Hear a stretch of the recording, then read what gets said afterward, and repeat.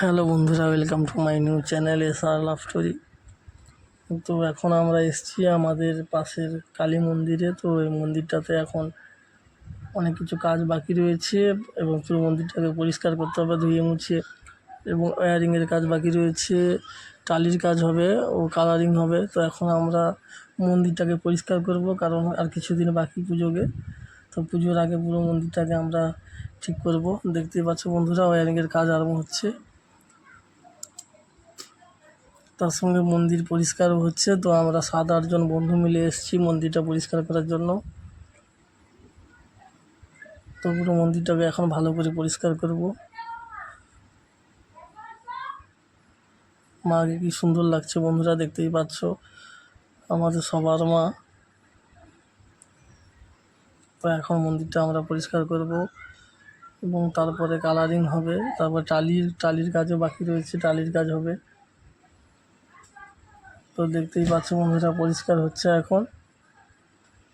সাথে থাকো বন্ধুরা, সাপোর্ট করবে। তো এখন অনেক কিছু কাজ বাকি রয়েছে, তাই জন্য ভাবলাম আগে থেকেই কাজগুলো করতে হবে, না হলে পুজো চলে গেলে কাজ আর করা যাবে না। এবং টালির কাজ দেখতে পাচ্ছি বন্ধুরা, টালির কাজও হচ্ছে, মিস্ত্রি টালি নিয়ে যাচ্ছে হাতে করে। এবং প্রচণ্ড পিঁপড়ে দেখতেই পাচ্ছ বন্ধুরা, ইঁটগুলোর নিচে প্রচণ্ড পিঁপড়ে আছে, এগুলো না যাওয়া পর্যন্ত পরিষ্কার করা যাবে না।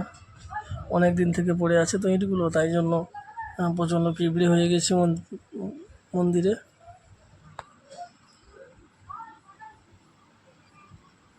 তো দেখতেই পাচ্ছ বন্ধুরা, এখন পরিষ্কার করবো আমরা।